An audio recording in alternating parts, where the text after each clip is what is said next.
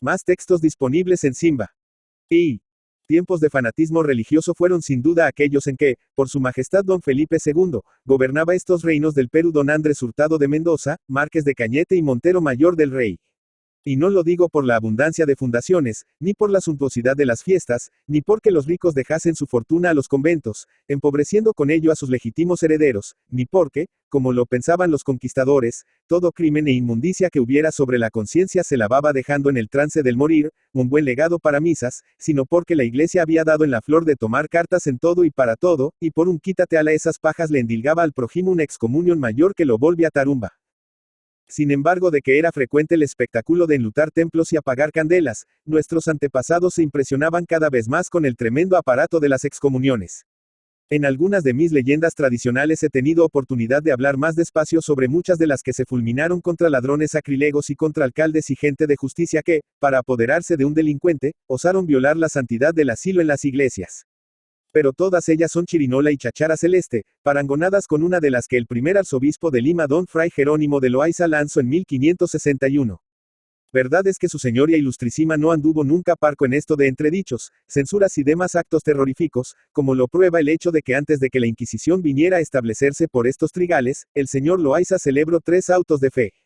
Otra prueba de mi aseveración es que amenazó con ladrillazo de Roma, nombre que daba el pueblo español a las excomuniones, al mismo sursum corda, es decir, a todo un virrey del Perú. He aquí el lance.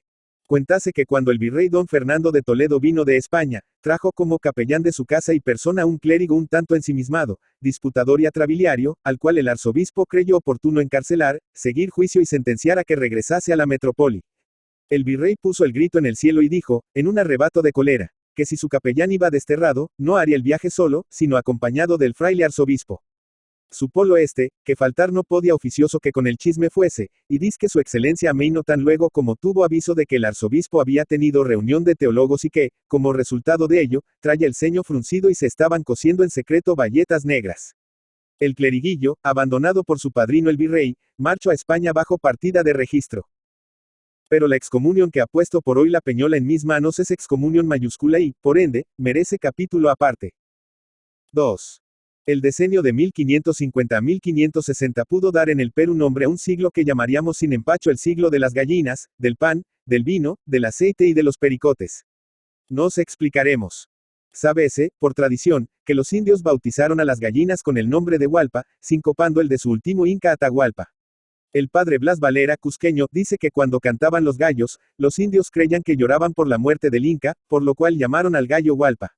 El mismo cronista refiere que durante muchos años no se pudo lograr que las gallinas españolas empollasen en el Cusco, lo que se conseguía en los valles templados.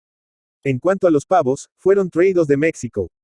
Garcilaso, Zárate, Gomara y muchos historiadores y cronistas dicen que fue por entonces cuando doña María de Escobar, esposa del conquistador Diego de Chávez, trajo de España medio almud de trigo que repartió a razón de 20 o 30 granos entre varios vecinos. De las primeras cosechas enviaron algunas fanegas a Chile y otros pueblos de la América. Casi con la del trigo coincidió la introducción de los pericotes o ratones en un navío que, por el estrecho de Magallanes, vino al Callao. Los indios dieron a esta plaga de dañinos inmigrantes el nombre de ucuchas, que significa salidos del mar. Afortunadamente el español Montenegro había traído gatos en 1537 y es fama que don Diego de Almagro le compró uno en 600 pesos. Los naturales no alcanzando a pronunciar bien el mismis de los castellanos, los llamaron michitus. Y aquí, por vía de ilustración, apuntaremos que en los primeros 20 años de la conquista el precio mínimo de un caballo era de 4,000 pesos, 300 el de una vaca, 500 pesos el de un burro, 200 el de un cerdo, 100 el de una cabra o de una oveja, y por un perro se daban sumas caprichosas. En la víspera de la batalla de Chuquinga ofreció un rico capitán a un soldado 10,000 pesos por su caballo, propuesta que el dueño rechazó con indignación, diciendo, aunque no poseo un maravedi, estimo a mi compañero más que a los tesoros de Potosí. Habiendo gran escasez de vino, a punto tal que en 1555 se vendía la arroba en 500 pesos, Francisco Caravantes trajo de las Canarias los primeros sarmientos de uva negra que se plantaron en el Perú. En el pago de Tacaraca, en Ica, escribe a Córdoba y Urrutia en 1840, existe hoy una viña de uva negra, que se asegura ser una de las plantadas por Caravantes, la cual da hasta ahora muy buena cosecha. Injusticias humanas. Los borrachos bendicen siempre al Padre Noé, que plantó las viñas, y no tienen una palabra de gratitud para Caravantes, que fue el Noé de nuestra patria. Obtenido pan y vino, hacía falta el aceite. Probablemente lo pensó así don Antonio de Rivera, y al embarcarse en Sevilla en 1559 cuido meter a bordo 100 estacas de olivos. Don Antonio de Rivera fue, en Lima, persona de mucho viso, como que tenía escudo de armas en el que había pintado 2 lobos con 2 lobeznos en campo de oro. Casado con la viuda de Francisco Martín de Alcántara, hermano materno del Márquez Pizarro, y que murió a su lado defendiéndolo, trajóle esta pingüe dote. Tomó gran participación en las guerras civiles de los conquistadores, y después de la rebeldía de Girón marchó a España en 1557 con el nombramiento de procurador del Perú. Rivera fue dueño de la espaciosa huerta que conocemos, en Lima, con el nombre de Huerta Perdida. Posee ya una fortuna de 300.000 duros, adquirida haciendo vender por sus mitallos higos, melones, naranjas, pepinos, duraznos y demás frutas desconocidas hasta entonces en el Perú. La primera granada que se produjo en Lima fue paseada en procesión en las andas en que iba el Santísimo Sacramento, y dicen que era de fenomenal tamaño. Desgraciadamente para Rivera, la navegación, llena de peligros y contratiempos, duró 9 meses, y a pesar de sus precauciones se encontró al pisar tierra con que solo 3 de las estacas podían aprovecharse, pues las demás no servían sino para avivar una hoguera. Diose a cultivarlas con grande ahínco, cuidándolas más que a sus talegas de duros, y eso que su reputación de avaro era piramidal. Y para que ni un instante escapasen a su vigilancia, plantó las 3 estacas en un jardinillo bien murado y resguardado por 2 negros colosales y una jauría de perros bravos. Pero fiese usted de murallas como las de Pekín, en gigantes como Polifemo y en canes como el Cerbero, y estará más fresco que una horchata de chufas. Las dichosas estacas tenían más enamorados que muchacha bonita y ya se sabe que para hombres que se apasionan del bien ajeno, sea hija de Eva o cosa que valga la pena, no hay obstáculo exento de atropello. Una mañana levantóse don Antonio con el alba. No había podido cerrar los párpados en toda la santa noche. Tenía la corazonada, el presentimiento de una gran desgracia. Después de santiguarse, y en chanclas y envuelto en el capote, se dirigió al jardinillo. Y el corazón le dio tan gran vuelco que casi se le escapa por la boca junto con el taco redondo que lanzó. Canario, me han robado.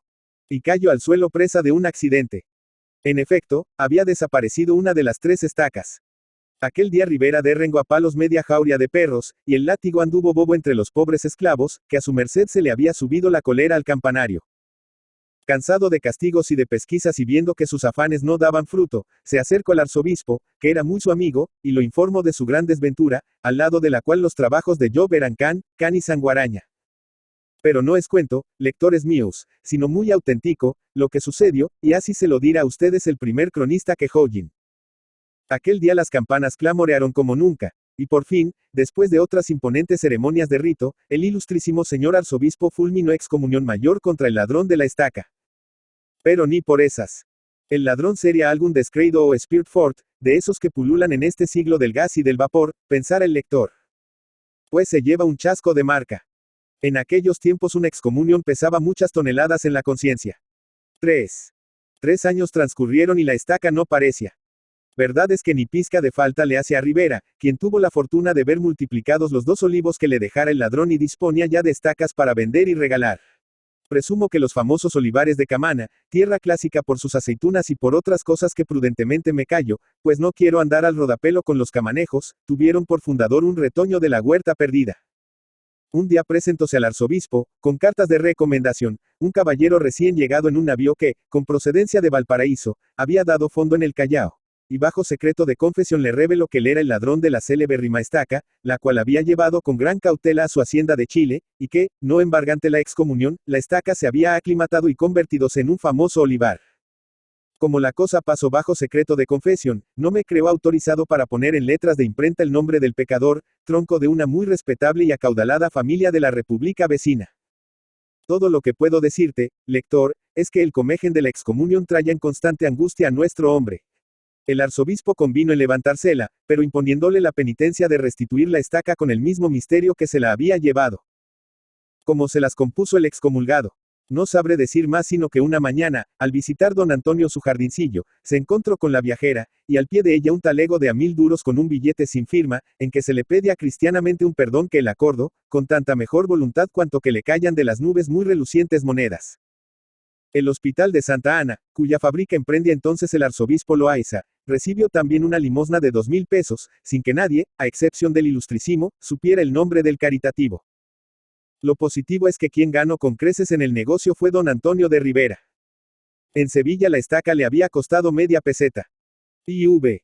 A la muerte del comendador don Antonio de Rivera, del Hábito de Santiago, su viuda, doña Inés Muñoz, fundó en 1573 el monasterio de la Concepción, tomando en él el velo de monja y dejándole su inmensa fortuna.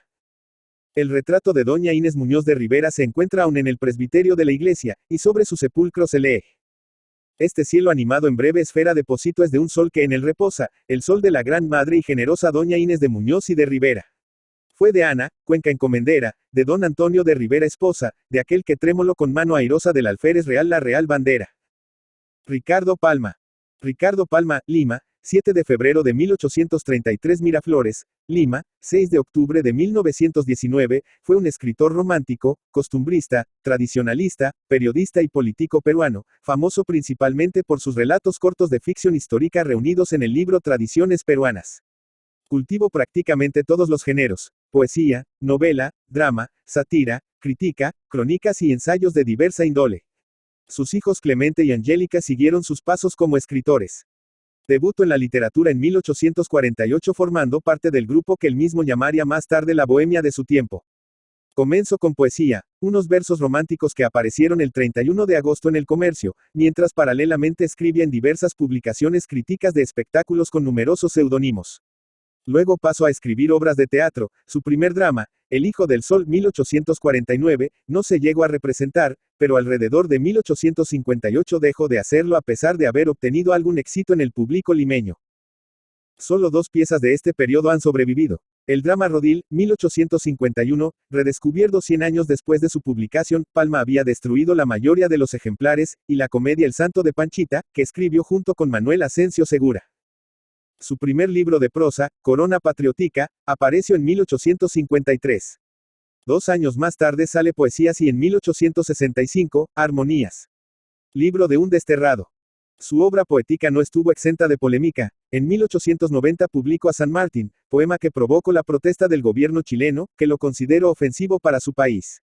El último poemario de Palma, Filigranas. Aguinaldo a mis amigos, apareció 2 años más tarde. En 1865, compiló la antología Lira Americana. Colección de poesías de los mejores poetas del Perú, Chile y Bolivia.